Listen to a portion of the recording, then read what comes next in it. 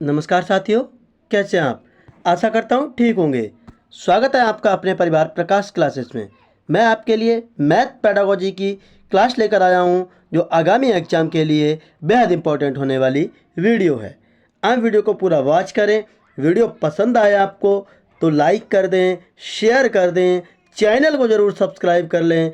आने वाले हर एग्ज़ाम की तैयारी प्रकाश क्लासेस के साथ बिल्कुल मुफ्त में।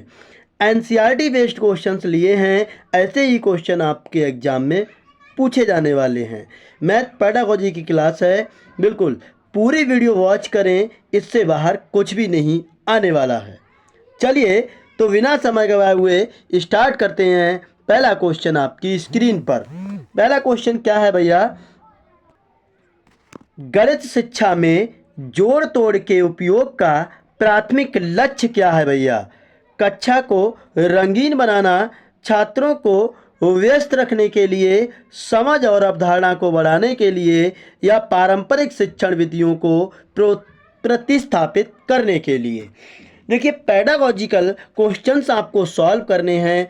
अगर पॉजिटिव आंसर पूछा जाए तो पॉजिटिव रहना है, निगेटिव पूछा जाए तो निगेटिव रहना है। ठीक है, निगेटिव क्या होता है, अगर आपको किसी ऑप्शंस में केवल मिल जाए तो वो निगेटिव है। रटना निगेटिव है, याद करना निगेटिव है, नहीं निगेटिव है। ठीक है, ये आप ध्यान रखना। हतोत्साहित करना या फिर किसी को अभ्यास कराना, ये आपके निगेटिव पॉइंट होते हैं। ठीक है, बिल्कुल।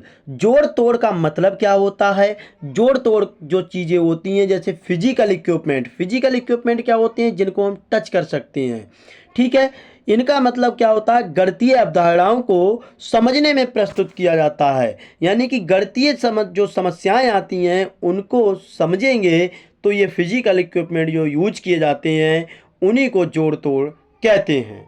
ठीक है, यानी पहले का राइट आंसर, समझ और अवधारणा को बढ़ाने के लिए जोड़ तोड़ का उपयोग किया जाता है। ठीक है, अगला क्वेश्चन देखिए। अगला क्वेश्चन क्या है, बड़े ध्यान से क्वेश्चनों को पढ़ना है भैया और आंसर देना है। बहुत अच्छे से तैयारी करनी है आपको। कौन सी शिक्षण रणनीति छात्रों को अन्वेषण और समस्या समाधान के माध्यम से गणितीय अवधारणाओं की खोज करने के लिए मार्गदर्शन करने पर केंद्रित है। प्रत्यक्ष निर्देश, पूछताछ आधारित शिक्षा, व्याख्यान विधि, ड्रिल और अभ्यास। क्या होगा राइट आंसर। बिल्कुल, व्याख्यान विधि इतनी इंपॉर्टेंट नहीं होती है। व्याख्या देने से बच्चा, इतना छोटा बच्चा है, वो समझेगा नहीं। ठीक है, चीज़ों को अगर उसके टच कराकर सिखाएंगे तो वो बहुत जल्दी चीज़ों को सीखेगा। प्रत्यक्ष विधि यानी डायरेक्ट निर्देश देंगे तो निर्देश तो बच्चा आपके समझेगा नहीं, व्याख्या भी नहीं देना है। अभ्यास मैंने कहा निगेटिव होता है, यानी पूछताछ आधारित शिक्षा जो होगी वो समस्या को सॉल्यूशन करने में बेहद इंपॉर्टेंट होगी। ठीक है, वीडियो आपको पसंद आए तो लाइक ज़रूर कर दें, शेयर भी कर दें, चैनल को सब्सक्राइब कर लें। आने वाले हर एग्जाम की तैयारी प्रकाश क्लासेस के साथ बिल्कुल मुफ्त में। अगला क्वेश्चन, गणित शिक्षण में रचनात्मक मूल्यांकन का उद्देश्य क्या है। अंतिम ग्रेड आवंटित करने के लिए दिया जाता है क्या, शिक्षक के प्रदर्शन का मूल्यांकन करने के लिए दिया जाता है, छात्रों को निरंतर फीडबैक प्रदान करना होता है, या छात्रों के पूर्व ज्ञान का आकलन करना होता है।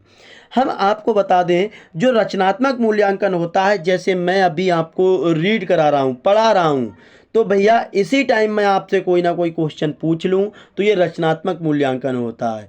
यानी कि जो पढ़ाई के टाइम पर ही जो क्वेश्चन किए जाते हैं, जो समस्या का समाधान किया जाता है, उसी को कहीं ना कहीं हम रचनात्मक मूल्यांकन कहते हैं। तो जो निरंतर फीडबैक प्रदान किया जाता है, इसी को कहीं ना कहीं रचनात्मक मूल्यांकन कहते हैं। ठीक है, वीडियो आपको कैसी लग रही है एक बार कमेंट जरूर कर देना भैया, इससे हमें मोटिवेशन मिलता है। लाइक कर दें, शेयर ज़्यादा से ज़्यादा कर दें। निम्नलिखित में से कौन सा गणित में विभेदित निर्देश का प्रमुख सिद्धांत है। विभेदित निर्देश क्या होते हैं, जैसे प्रत्येक छात्र जो होता है ना, कि व्यक्तिगत रुचियों, आवश्यकताओं और शक्तियों को पूरा करने के लिए जो निर्देश दिए जाते हैं या तैयार किए जाता है, जो प्रक्रिया की जाती है, उसी को कहीं ना कहीं विभेदित निर्देश कहते हैं। सभी छात्रों के लिए समान कार्य और सामग्री प्रदान करना, केवल रटने, हमने कहा केवल मिल जाए उसको हटा देना, क्योंकि हमसे पॉजिटिव आंसर पूछा है। छात्रों की विविध आवश्यकताओं को पूरा करने के लिए निर्देश को अपनाना, कक्षा में प्रौद्योगिकी के उपयोग से बचना, बचना भी निगेटिव है भैया। क्या रहा, अब दो ऑप्शंस हैं, इसमें से आपको आंसर देना है। 4 नंबर का राइट आंसर क्या होगा, सभी छात्रों के लिए समान कार्य और सामग्री प्रदान करना है। ये विभेदित निर्देश इतना इंपॉर्टेंट नहीं है, किसी को जोड़ सीखना है तो जोड़ सिखाएंगे, किसी को घटाव सीखना है तो घटाव सिखाना है। लेकिन कक्षा में वन मिनट, छात्रों की विविध आवश्यकताओं को पूरा करने के लिए निर्देश को अपनाना ही, यही हमारा विभेदित निर्देश होता है। ठीक है, वीडियो आपको कैसी लग रही है कमेंट जरूर करेंगे। कोई भी फालतू की बात नहीं करता प्रकाश क्लासेस, ओनली कंटेंट की बात करता है। गणित सीखने में मेटाकॉग्निशन की क्या भूमिका है, तथ्यों और प्रक्रियाओं को याद रखना इतना इंपॉर्टेंट नहीं है। गणितीय अवधारणाओं को समझना, क्या ये इंपॉर्टेंट हो सकता है। किसी की सोच और सीखने की प्रक्रियाओं पर विचार करना, या शिक्षक के स्पष्टीकरण पर भरोसा करना। 5 नंबर का राइट आंसर क्या होगा, बिल्कुल मेटाकॉग्निशन का मतलब क्या होता है, किसी की विचार प्रक्रियाओं के बारे में जागरूक करना और पीछे के पैटर्न को समझना, यही मेटाकॉग्निशन का मतलब होता है। ठीक है, 5 नंबर का राइट आंसर आपका हो जाएगा किसी की सोच और सीखने की प्रक्रिया पर विचार करना। ठीक है, अगला क्वेश्चन देखिए। अगला क्वेश्चन क्या है, गणित शिक्षा में संख्या बोध का शब्द का अर्थ क्या है। गुणन सारणी को याद करना, इतना मैंने कहा ना, याद करना नेगेटिव पॉइंट है। स्थानीय मान की अवधारणा को समझना, गिनती के क्रम को सुनाने की क्षमता, या जटिल गणितीय समीकरणों को हल करना। तो स्थानीय मान क्या होता है, जो संख्या बोध कराएंगे, जैसे मैंने लिखा 4 3 2 1, मैंने कहा भैया 3 किस नंबर पे आ रहा है, तो ये 1000वें नंबर पे आ रहा है, यानी कि इकाई ढाई 100वें नंबर पे आ रहा है, यानी 100वें नंबर पे आ रहा है। तो इसका मतलब क्या हो गया, ये स्थानीय मान हो गया इसका। इसी को संख्या समझाना संख्या बोध मतलब होता है। ठीक है, अगला क्वेश्चन, निम्नलिखित में से कौन सा गणित में एक रचनात्मक मूल्यांकन का उपकरण का उदाहरण है। मैंने रचनात्मक मूल्यांकन आपको बता दिया, जो पाठ के दौरान मूल्यांकन किया जाता है उसी को कहीं ना कहीं हम रचनात्मक मूल्यांकन कहते हैं। अंतिम परीक्षा, होमवर्क असाइनमेंट, मध्य अवधि परीक्षण, या निकास टिकट। तो अंतिम परीक्षा इतनी इंपॉर्टेंट नहीं है, अंतिम परीक्षा तो लास्ट में होती है जाके, होमवर्क घर में दिया जाता है इतना। ठीक है, मध्यावर्ती परीक्षण भी नहीं, लेकिन निकास टिकट जो होता है भैया, वो आपका यात्रा के दौरान परीक्षण किया जाता है उसका।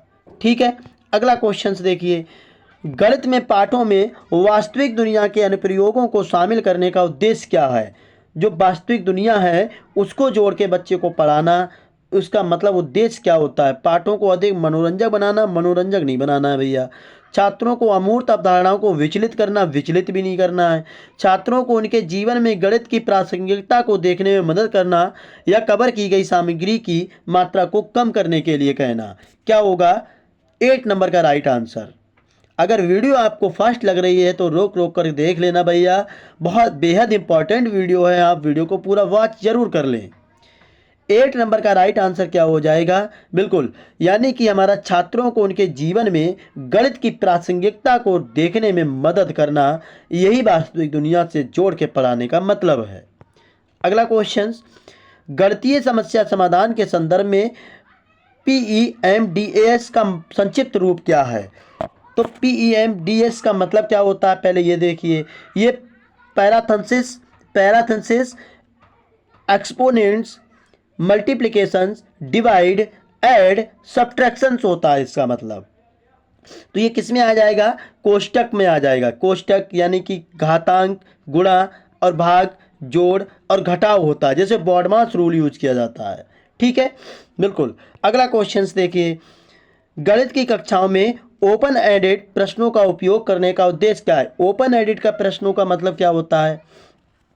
ओपन एंडेड प्रश्नों का मतलब होता है भैया कि एक प्रश्न आपसे पूछा गया तो उसके कई आंसर हों, एक ही आंसर ना हो। एक ही आंसर का मतलब, मैंने आपसे पूछा खाना खाया, आप कहेंगे यस या नो। ठीक है, तो ये एक ही आंसर हो गया। मैंने कहा ये बताओ कि पेड़ कटने से पर्यावरण पर क्या इफेक्ट पड़ रहा है। तो बच्चे होंगे वो अपनी अपनी तरह से क्वेश्चनों के आंसर देंगे, सही से भी आंसर देंगे, तो उनके अलग अलग आंसर हो गए, तो ये ओपन एंडेड प्रश्न हो गए भैया। याद रखने के, याद नहीं रखना है, आलोचनात्मक सोच और समस्या समाधान को प्रोत्साहित करना है भैया। ठीक है, सीमित नहीं करना है, आसान भी नहीं बनाना है। ठीक है, बिल्कुल। अगला क्वेश्चन देखिए, कौन सी शिक्षण रणनीति गणितीय समझ को बढ़ाने के लिए सहयोगात्मक शिक्षण और समूह गतिविधियों पर जोर देती है? स्वतंत्र अभ्यास, सहयोगी शिक्षा, व्याख्यान विधि, ड्रिल और मार डालो, ये गलत है भैया थोड़ा। ठीक है, ड्रिल विधि हो गया ये, सॉरी इसके लिए। 11 नंबर का राइट आंसर क्या होगा?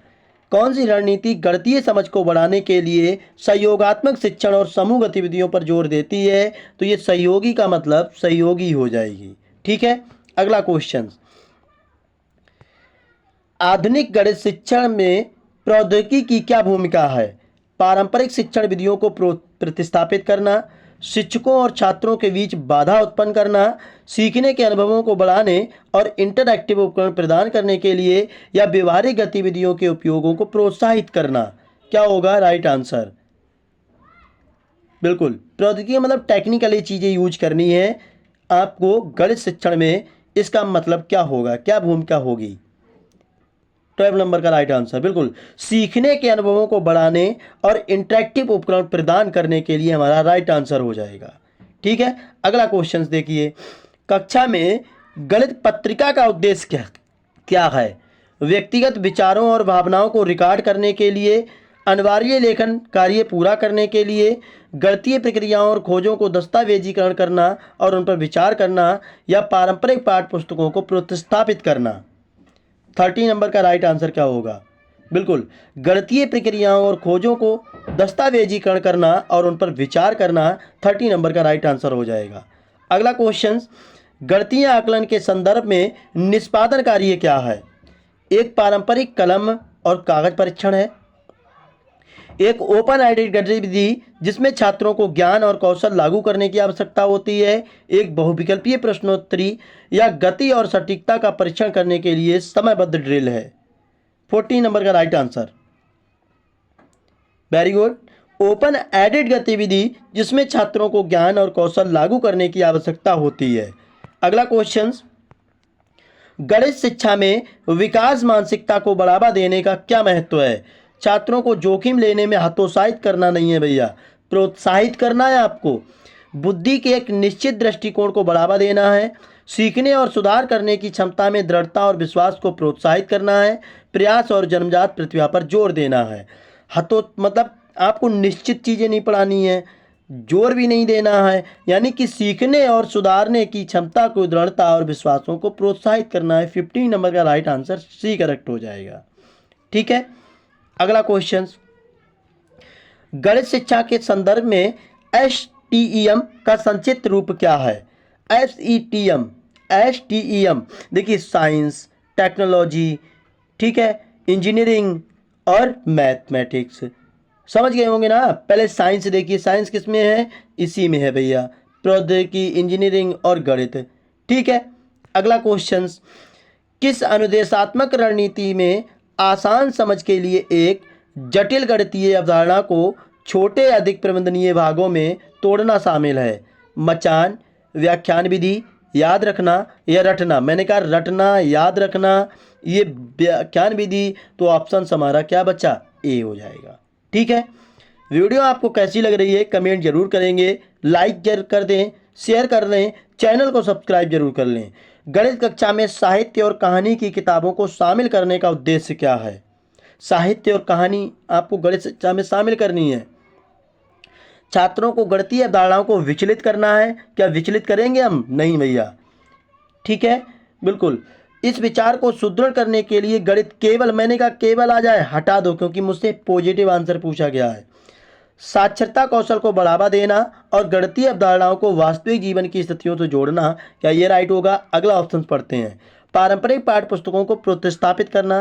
पारंपरिक पाठ्य पुस्तक इतना इंपॉर्टेंट नहीं है, यानी हमारा एक ही ऑप्शन बचा जो सी करेक्ट हो जाएगा।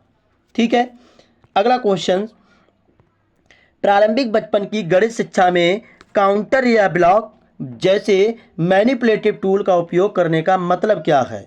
पारंपरिक शिक्षण विधियों को प्रतिस्थापित करना, छात्रों को कक्षा के दौरान व्यस्त रखने के लिए, स्थानिक तर्क को बढ़ाने और अमूर्त अवधारणाओं को ठोस समझ को बढ़ावा देने के लिए, हाथ से सीखने को हतोत्साहित करना, हतोत्साहित नहीं करना है बिल्कुल। क्या हो जाएगा, पारंपरिक शिक्षण मैंने बताया ना, ये भी आपका इतना इंपॉर्टेंट नहीं है। अब दो बच्चे, छात्रों को कक्षा के दौरान व्यस्त रखना है, बाद में भी व्यस्त रखना है भैया, यानी हमारा एक ही ऑप्शन बचा, सी करेक्ट हो जाएगा। लास्ट क्वेश्चन इस वीडियो का, हाई स्कूल सांख्यिकी पाठ्यक्रम में वास्तविक दुनिया के डेटा और सांख्यिकी को शामिल करने का उद्देश्य क्या है। ये आपका होमवर्क है। वीडियो आपको कैसी लगी एक बार कमेंट जरूर करना। वीडियो पसंद आई हो तो लाइक कर दें, शेयर कर दें, चैनल को सब्सक्राइब कर लें। आने वाले हर एग्जाम की तैयारी बिल्कुल मुफ्त में। जिसने भी लास्ट तक ये वीडियो देखी होगी, आप इसका आंसर जरूर कमेंट करेंगे। 20 नंबर का राइट आंसर क्या होगा जरूर कमेंट करना भैया। जय हिंद साथियों।